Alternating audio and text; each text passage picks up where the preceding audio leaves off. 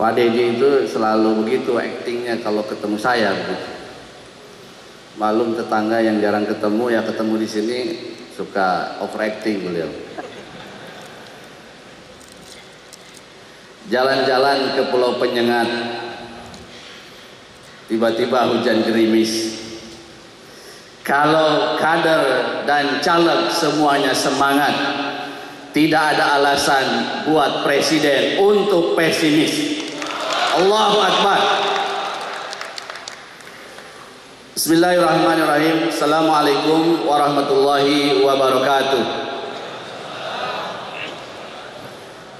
Alhamdulillah, alhamdulillahilladzi allafa baina qulubina fa asbahna bi ni'matihi ikhwana. Asyhadu an la ilaha illallah wahdahu la syarikalah wa asyhadu anna Muhammadan abduhu wa rasuluh alladzi la nabiyya ba'da.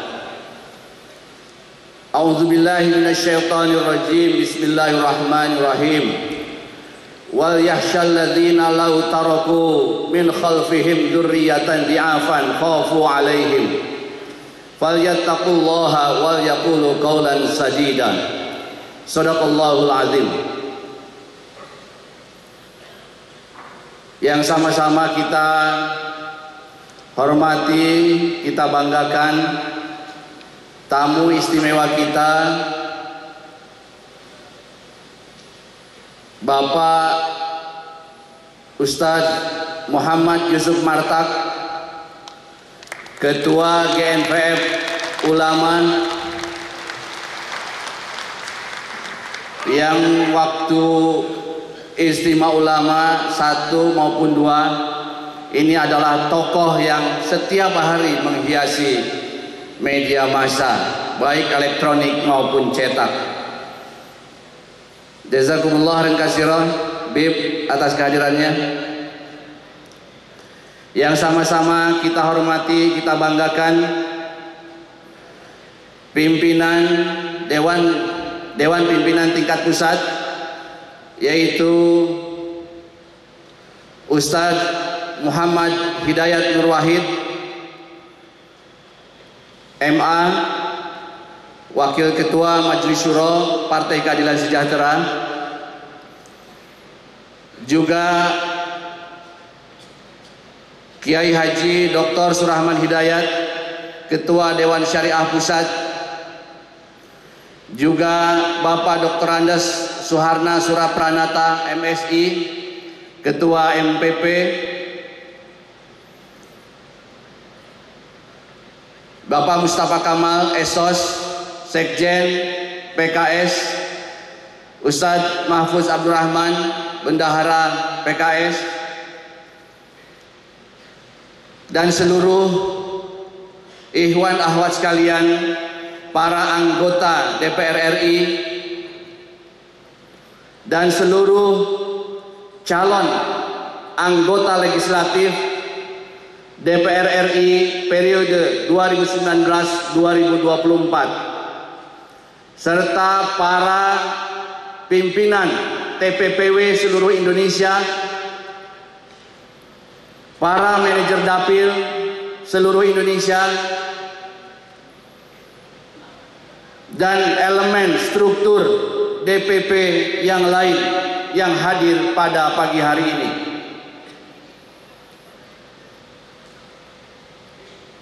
Ikhwan akhwat sekalian, kurang lebih 3 tahun yang lalu di kota ini, di hotel ini, bahkan di gedung ini, kita berkumpul mengadakan Munas PKS yang keempat, tanggal 12 sampai 15 September 2015. Di tempat inilah kita saat itu merumuskan visi misi PKS 5 tahun ke depan. Kita juga merumuskan target-target yang ingin kita capai dalam pemilu 2019. Hari ini di kota yang sama, di tempat yang sama, di gedung yang sama, kita mengadakan konsolidasi pemenangan untuk meraih apa yang sudah kita canangkan secara bermartabat dan penuh berkah. Pada hari ini kita menghadapi kurang dari 6 bulan saat di mana target-target kita ingin kita buktikan, yaitu di pemilu tanggal 17 April 2019. Suasana kompetisi, suasana persaingan sudah sangat kita rasakan hari ini. Seperti biasa setiap 5 tahun sekali, di saat ada kompetisi seperti ini, selalu ada provokasi-provokasi terhadap kader-kader dan struktur PKS. Bagi kita ini sudah kita kenal, itu tandanya pemilu segera datang. Banyak pihak hari ini yang tentu saja menginginkan PKS tidak bisa mencapai targetnya. Mereka menginginkan PKS terpuruk, dan mereka menginginkan seluruh kader PKS pada 17 April 2019 semuanya nangis Bombay. Ini sesuatu yang lumrah terjadi pada partai manapun ketika mereka mengharapkan partai-partai kompetitor tidak meraih apa yang ditargetkannya. Sebagaimana kita juga berharap agar kita bisa mendapat suara tambahan, tentu ada partai yang lebih besar turun suaranya supaya pindah ke kita. Jadi persoalan orang melakukan provokasi supaya kita tidak mencapai tujuan, itu adalah hal yang biasa. Semua kader PKS insya Allah tidak baperan, tidak bawa-bawa perasaan.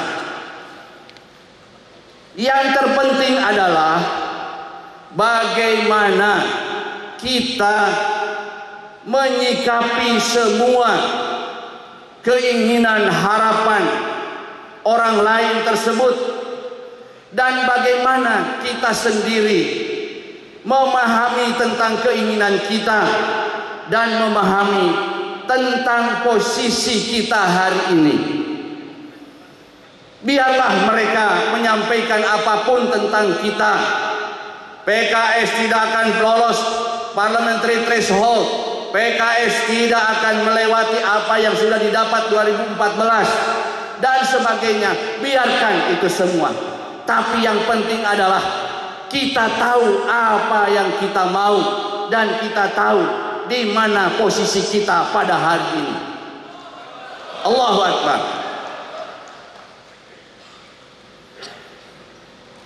Dalam kesempatan ini saya ingin menyampaikan pada antum semuanya, ada beberapa fakta-fakta empirik hari ini yang bisa kita elaborasi, kita tafsirkan untuk menunjukkan bahwa posisi kita, performa kita hari ini tidaklah jelek sebagaimana yang disampaikan atau diprovokasikan oleh pihak-pihak tertentu.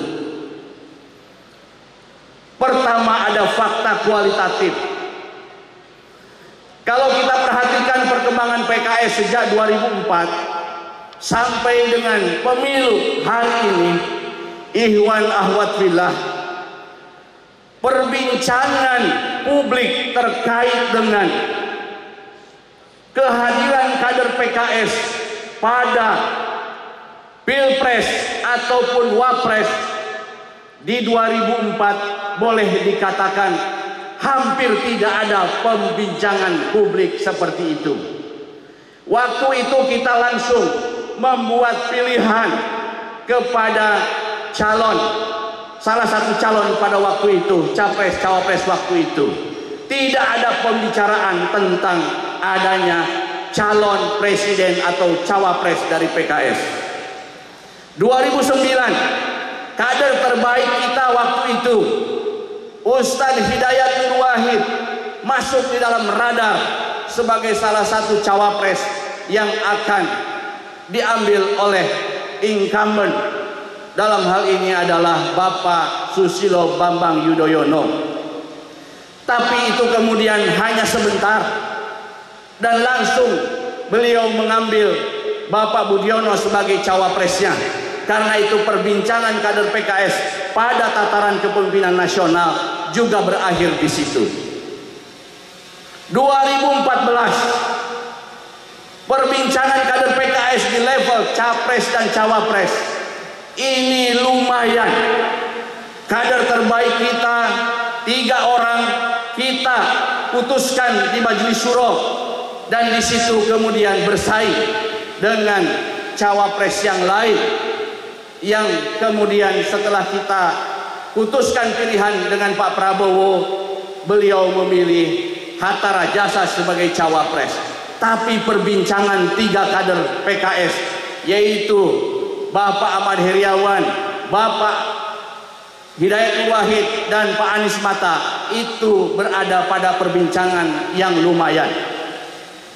Nah, ikhwan akhwat fillah, 2019, tepatnya di 2018, perbincangan tentang kader PKS di level capres dan cawapres itu begitu gegap gempita, menjadi perbincangan yang sangat luar biasa.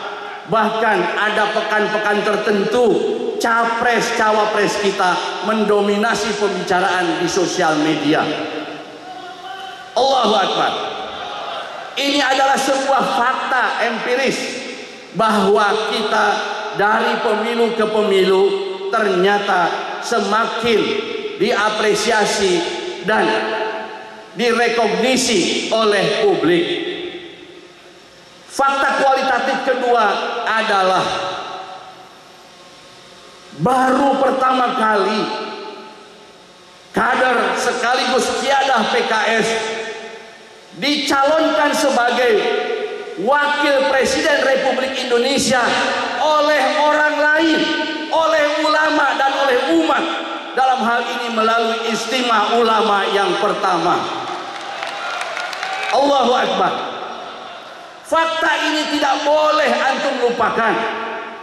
Ini adalah merupakan indikasi bahwa PKS mendapatkan pengakuan, setidaknya menjadi harapan, di mana aspirasi para ulama dan umat diarahkan kepada PKS sebagai partai dan juga Kiada Utul Ulya kita sebagai calon wakil presiden.